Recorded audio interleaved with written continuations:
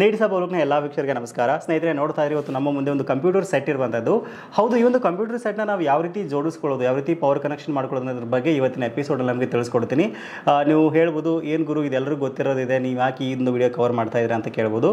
But ತುಂಬ ಜನಕ್ಕೆ ಒಂದು ಸಿಸ್ಟಮ್ನ ಯಾವ ರೀತಿ ಸೆಟಪ್ ಮಾಡ್ಕೊಳ್ಳೋದು ಅಂತ ಗೊತ್ತಿರಲ್ಲ. ಆಮೇಲೆ ಫಸ್ಟ್ ಟೈಮ್ ಸಿಸ್ಟಮ್ ತೊಗೊಳ್ಳೋರಿಗೆ ತುಂಬ ಡಿಫಿಕಲ್ಟಿ ಅನ್ನಿಸ್ತಾ ಇರುತ್ತೆ. ಸೊ ಯಾವ ರೀತಿ ಪವರ್ ಕನೆಕ್ಷನ್ ಮಾಡ್ಕೊಳ್ಳೋದು, ಯಾವ ರೀತಿ ಯೂಸೇಜ್ ಮಾಡೋದು ಅಂತ, ಅದಕ್ಕೋಸ್ಕರ ಈ ವಿಡಿಯೋನ ಬಿಗಿನರ್ಸ್ಗೆ ನಾನು ಕವರ್ ಮಾಡ್ತಾ ಇದ್ದೀನಿ. ಇನ್ ಕೇಸ್ ನೀವೇನಾದರೂ ತುಂಬ ಎಕ್ಸ್ಪರ್ಟ್ಸ್ ಇದ್ರಿ ಅಂತಂದರೆ ವಿಡಿಯೋನ ಸ್ಕಿಪ್ ಮಾಡಿ ದಯವಿಟ್ಟು. ಸೊ ಹಾಗಾದರೆ ಬನ್ನಿ, ಯಾವ ರೀತಿ ಒಂದು ಕಂಪ್ಯೂಟರ್ನ ಸೆಟಪ್ ಮಾಡ್ಕೊಳ್ಳೋದು ನಮ್ಮ ಮನೆಯಲ್ಲಿ ಫಸ್ಟ್ ಟೈಮ್ ನೀವು ಪರ್ಚೇಸ್ ಮಾಡ್ತಾ ಇದ್ದೀರಾ ಅಂತಂದರೆ ಇದು ನಿಮಗೆ ತುಂಬ ಯೂಸ್ಫುಲ್ ಆಗುತ್ತೆ. ವಿಡಿಯೋನ ಸ್ಕಿಪ್ ಮಾಡದೆ ಕೊನೆವರೆಗೂ ನೋಡಿ. ಈ ವಿಡಿಯೋನ ನೀವು ಲೈಕ್ ಮಾಡೋ ಮೂಲಕ ನಮಗೆ ಸಪೋರ್ಟ್ ಮಾಡ್ಬೋದು. ಹೌದು, ತುಂಬ ಜನ ನಮ್ಮ ಹತ್ರ ಸಿಸ್ಟಮ್ ಪರ್ಚೇಸ್ ಮಾಡಿದ ನಂತರ ಸೊ ನಮ್ಮ ಮನೇಲಿ ಇದನ್ನ ಸೆಟಪ್ ಮಾಡ್ಕೊಳ್ಳೋಕೆ ಬರಲ್ಲ, ನಮಗೆ ನಿಮ್ಮ ಒಂದು ಎಕ್ಸಿಕ್ಯೂಟಿವ್ಸ್ ಯಾರಾದರೂ ಕಳಿಸ್ಕೊಡ್ತೀರಾ ಅಂತ ಕೇಳ್ತಾ ಇರ್ತಾರೆ. ತುಂಬ ಸಿಂಪಲ್ ಆಗಿರುತ್ತೆ ಸಿಸ್ಟಮ್ನ ನೀವು ಇದನ್ನ ಸೆಟಪ್ ಮಾಡ್ಕೊಳ್ಳೋದು ಹೇಗೆ ಅಂತ ಒಂದೊಂದಾಗಿ ನಿಮಗೆ ಹೇಳ್ತಾ ಹೋಗ್ತೀನಿ. ನೀವು ಫಸ್ಟ್ ಟೈಮ್ ಸಿಸ್ಟಮ್ನ ಆನ್ಲೈನ್ ಮೂಲಕ ಪರ್ಚೇಸ್ ಮಾಡಿದರೆ, ಶಾಪ್ ಮೂಲಕ ಪರ್ಚೇಸ್ ಮಾಡಿದರೆ ಇಷ್ಟೊಂದು ಐಟಮ್ಸ್ನ ಅವ್ರು ನಿಮ್ಗೆ ಕೊಡ್ತಾರೆ. ಸೊ ಇವುಗಳನ್ನು ತೊಗೊಂಬಂದು ನಮ್ಮ ಮನೇಲಿ ನಾವು ಸೆಟ್ ಮಾಡ್ಕೊಳ್ಬೇಕಾಗತ್ತೆ. ಸೊ ಏನೆಲ್ಲ ಒಂದು ಐಟಮ್ಸ್ ಬರುತ್ತೆ ಅಂತ ನೋಡೋದಾದರೆ, ನೋಡ್ತಾ ಇರಿ, ಇದೊಂದು ಕ್ಯಾಬಿನೆಟ್ ನಿಮಗೆ ಬರುತ್ತೆ. ಅಂದರೆ ಕಂಪ್ಯೂಟರ್ ಸಿಸ್ಟಮ್ ನಮಗೆ ಈ ರೀತಿ ಕೊಡ್ತಾರೆ. ಇದಾದ ಇದ್ರ ಜೊತೆಗೆ ಒಂದು ಮಾನಿಟರ್ ನಮಗೆ ಬರುತ್ತೆ, ಸ್ಕ್ರೀನ್ ಬರುತ್ತೆ. ಇದಾದ ನಂತರ ಒಂದು ಕೀಬೋರ್ಡು ಮತ್ತು ಒಂದು ಮೌಸು, ಸೊ ಎರಡು ಕೊಟ್ಟಿರ್ತಾರೆ. ಇದಾದ ನಂತರ ಒಂದಿಷ್ಟು ಕೇಬಲ್ಸ್ನ ಇಲ್ಲಿ ಕೊಟ್ಟಿರ್ತಾರೆ. ಸೊ ನಮಗೆ ಕನ್ಫ್ಯೂಷನ್ ಆಗೋದು ಒಂದು ಕೇಬಲ್ಸಲ್ಲಿ ಯಾವ ಕೇಬಲ್ನ ಹೇಗೆ ಕನೆಕ್ಷನ್ ಮಾಡೋದು ಅಂತ ನಮಗೆ ಗೊತ್ತಾಗಲ್ಲ. ಸೊ ಇದು ತುಂಬ ಸಿಂಪಲ್ ಇರುತ್ತೆ. ಒಂದೊಂದಾಗಿ ನಿಮಗೆ ನಾನು ಸ್ಟೆಪ್ ಬೈ ಸ್ಟೆಪ್ ಹೇಳ್ತಾ ಹೋಗ್ತೀನಿ. ಸೊ ಮೊದಲನೇದಾಗಿ ನಾನೀಗ CPU ಬಗ್ಗೆ ನಿಮಗೆ ತಿಳಿಸ್ಬಿಡ್ತೀನಿ, ಅಂದರೆ ಈ ಒಂದು ಸಿಸ್ಟಮ್ ಬಗ್ಗೆ ತಿಳಿಸ್ಬಿಡ್ತೀನಿ. ಎಲ್ಲ ಸಿಸ್ಟಮ್ಗಳಲ್ಲಿ ನಿಮಗೆ ಇದೇ ರೀತಿಯಾಗಿ ಒಂದು ಬಾಕ್ಸ್ ಕೊಟ್ಟಿರ್ತಾರೆ. ಸೊ ಇದರಲ್ಲಿ ಹಿಂದ್ಗಡೆ ಭಾಗದಲ್ಲಿ ನೋಡ್ಬೋದು ಸುಮಾರು ಪೋರ್ಟ್ಸ್ಗಳಿರುತ್ತೆ ಇದರಲ್ಲಿ. ಸೊ ಮೊದಲನೇದಾಗಿ ನಾನು ನಿಮಗೆ SMPS ಇಂದ ಸ್ಟಾರ್ಟ್ ಮಾಡ್ತೀನಿ, ಪವರ್ ಸಪ್ಲೈಯಿಂದ.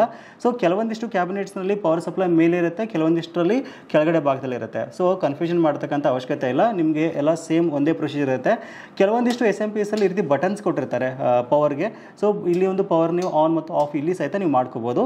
ಇದಾದ ನಂತರ ಪವರ್ ಕನೆಕ್ಷನ್ ಅಂತ ಹೇಳ್ಬಿಟ್ಟು ಒಂದು ಆಪ್ಷನ್ ಕೊಟ್ಟಿರ್ತಾರೆ. ಸೊ ನಮಗೆ ಕೊಟ್ಟಿರ್ತಕ್ಕಂಥ ಒಂದು ಪವರ್ ಕೇಬಲ್ಗೆ ಇದನ್ನ ನಾವು ಕನೆಕ್ಷನ್ ಮಾಡಬೇಕಾಗುತ್ತೆ. ನೋಡ್ತಾ ಇದ್ರೆ ಒಂದು 3 ಪಿನ್ ಇರುತ್ತೆ.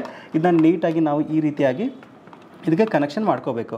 ಸೊ ಕನೆಕ್ಷನ್ ಮಾಡ್ಕೊಂಡ ನಂತರ ಕೆಳಗಡೆ ಭಾಗದಲ್ಲಿ ನೋಡ್ತಾ ಇದ್ರೆ ಮದರ್ ಬೋರ್ಡ್ನಲ್ಲಿ ಒಂದಿಷ್ಟು ಆಪ್ಷನ್ ಕೊಟ್ಟಿದ್ದಾರೆ. ಇದರಲ್ಲಿ ಮೋಸ್ಟ್ ಆಫ್ ದ ಒಂದು ಪೋರ್ಟ್ಸ್ ನಮಗೆ USB ಸಿಗುತ್ತೆ. ಸುಮಾರು ಒಂದು 4 ರಿಂದ 5 USB ಪೋರ್ಟ್ಸ್ ಇರುತ್ತೆ.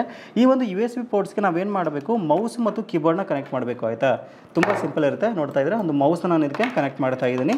ಮೌಸ್ನ ಜೊತೆಗೆ ಕೀಬೋರ್ಡ್ನ ಸಹಿತ ಪಕ್ಕದ ಒಂದು ಪೋರ್ಟ್ಗೆ ನೀವು ಕನೆಕ್ಷನ್ ಮಾಡ್ಕೋಬೋದು. ಸೊ ಇದರಲ್ಲಿ 4 ರಿಂದ 5 ಇರುತ್ತೆ. ಪರ್ಟಿಕ್ಯುಲರ್ ಆಗಿ ಇದಕ್ಕೆ ಕನೆಕ್ಷನ್ ಮಾಡಬೇಕಂತ ಏನಿರಲ್ಲ. ಸೊ ನಿಮ್ಗೆ ಹೇಗೆ ಕನ್ವೀನಿಯಂಟ್ ಆಗುತ್ತೋ ಆ ರೀತಿ ನೀವು ಕನೆಕ್ಷನ್ ಮಾಡ್ಕೊಳ್ಳಿ. ಇದಾದ ನಂತರ ಮಾನಿಟರ್ಗೆ ಕನೆಕ್ಷನ್ ಮಾಡೋಕ್ಕೆ ಡಿಸ್ಪ್ಲೇ ಏನು ಬರಬೇಕಲ್ಲ ನಿಮಗೆ, ಅದಕ್ಕೋಸ್ಕರ ನಿಮ್ಗೆ ಏನಾಗುತ್ತೆ, ಒಂದು VGA ಕೇಬಲ್ ಕೊಟ್ಟಿರ್ತಾರೆ, ಇನ್ನೊಂದು HDMI ಕೊಟ್ಟಿರ್ತಾರೆ. ಸೊ ನಿಮ್ಮ ಮಾನಿಟರ್ಗೆ VGA ಕನೆಕ್ಷನ್ ಆಪ್ಷನ್ ಇತ್ತಂದರೆ ನೀವು VGA ಕನೆಕ್ಷನ್ ಮಾಡ್ಕೊಳ್ಳಿ, ಇಲ್ಲಾಂದರೆ HDMI ಇತ್ತಂದರೆ HDMI ಮಾಡ್ಕೊಳ್ಳಿ.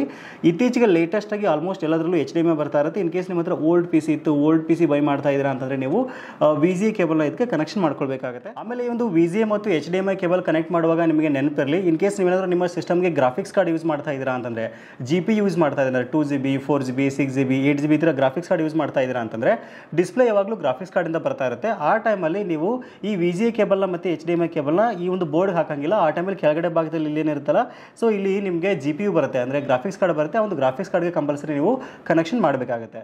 ಸೊ ಬಟ್ ನೀವು VGA ಕನೆಕ್ಷನ್ ಮಾಡ್ಕೊಳ್ಳುವಾಗ ಸ್ವಲ್ಪ ಕೇರ್ಫುಲ್ಲಾಗಿ ಮಾಡ್ಕೊಳ್ಳಿ. ಯಾಕಂದರೆ ಈ ಪಾಯಿಂಟ್ಸ್ ಇರುತ್ತಲ್ಲ, ಈ ಒಂದು ಪಾಯಿಂಟ್ಸ್ ಏನಾಯ್ತು ಸ್ವಲ್ಪ ಮಿಸ್ ಅಲೈನ್ಮೆಂಟ್ ಆಯಿತು ಅಂತಂದರೆ ಡಿಸ್ಪ್ಲೇ ಬರೋ ಒಂದು ಚಾನ್ಸಸ್ ಇರಲ್ಲ ಇಲ್ಲಿ. ಅದಕ್ಕೋಸ್ಕರ ನೀಟಾಗಿ ಇದನ್ನ ಸೆಟ್ ಮಾಡ್ಕೊಂಡು ಈ ರೀತಿ ಥ್ರೆಡ್ಸ್ನ ಇಲ್ಲಿ ನೀವು ಫಿಟ್ ಮಾಡ್ಕೊಳ್ಳಿ.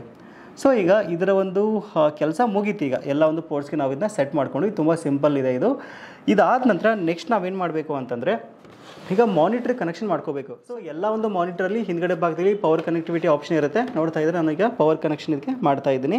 ಸೊ ಇದಾದ ನಂತರ ಈಗ CPU ಇಂದ ಏನು ಬಂದಿರುತ್ತಲ್ಲ, ಸೊ VGA ಕೇಬಲ್ ಆಗಿರ್ಬೋದು ಅಥವಾ HDMI ಕೇಬಲ್ನ ನಾವು ಈ ಮಾನಿಟರ್ಗೆ ಕನೆಕ್ಟ್ ಮಾಡ್ಕೋಬೇಕು. ಆಯಿತಾ, ಸೊ ಮಾನಿಟರ್ಗೆ ಹಿಂದ್ಗಡೆ ಭಾಗದಲ್ಲಿ ಚೆಕ್ ಮಾಡಿದರೆ ನಮಗೆ VGA ಮತ್ತು HDMI ಎರಡೂ ಆಪ್ಷನ್ ಇರುತ್ತೆ. ಅದನ್ನ ಕರೆಕ್ಟಾಗಿ ನಾವು ಈ ರೀತಿಯಾಗಿ ಸೆಟ್ ಮಾಡಿಕೊಂಡು ಥ್ರೆಡ್ಸ್ನ ಫಿಟ್ ಮಾಡ್ಕೊಂಡ ನಂತರ ಈಗ ಏನು ಮಾಡಬೇಕು ಅಂತಂದರೆ, ಇದರದ ಒಂದು ಕೆಲಸ ಮುಗೀತೀಗ. ಸೊ ನೋಡ್ತಾ ಇದ್ದೀರಾ, ನಾನೀಗ CPU ಕನೆಕ್ಷನ್ ಮಾಡ್ಕೊಂಡಿದ್ದೀನಿ, ಮಾನಿಟರ್ ಕನೆಕ್ಷನ್ ಮಾಡಿದ್ದೀನಿ, ಕೀಬೋರ್ಡ್ ಮೌಸ್ ಕನೆಕ್ಷನ್ ಆಗಿದೆ. ಈಗ ನಾವು ಪವರ್ ಸಪ್ಲೈಗೆ ಈ ಒಂದು ಪವರ್ ಕೇಬಲ್ಸ್ನ ನಾವು ಕನೆಕ್ಷನ್ ಮಾಡಬೇಕಾಗತ್ತೆ. ಸೊ ನಿಮ್ಮ ಹತ್ರ ಏನಾದರೂ UPS ಇತ್ತು ಅಂದರೆ ತುಂಬ ಉತ್ತಮ ಅಂತ ಹೇಳ್ಬೋದು. UPS ಯೂಸ್ ಮಾಡೋದ್ರಿಂದ ನಿಮ್ಮ ಸಿಸ್ಟಮ್ನ ಡ್ಯೂರಾಬಿಲಿಟಿ ಲಾಂಗ್ ಟರ್ಮಲ್ಲಿ ಬರುತ್ತೆ. ಯಾಕಂದರೆ ಪವರ್ ಫ್ಲಕ್ಚುಯೇಷನಿಂದ SMPS ಹೋಗೋದನ್ನು ಈ ಒಂದು UPS ಸ್ಮಾಲ್ UPS ತಡೆಯುತ್ತೆ ಅಂತ ಹೇಳ್ಬೋದು. ಯಾರೇ ಆಗಲಿ ಹೊಸ ಸಿಸ್ಟಮ್ನ ಆಗಲಿ ಹಳೆದು ನೀವು ಬೈ ಮಾಡ್ತಾ ಇದ್ದೀರಾ ಅಂತಂದರೆ UPSನ ಕಂಪಲ್ಸರಿ ಬೈ ಮಾಡಿದರೆ ತುಂಬ ಒಳ್ಳೆಯದು.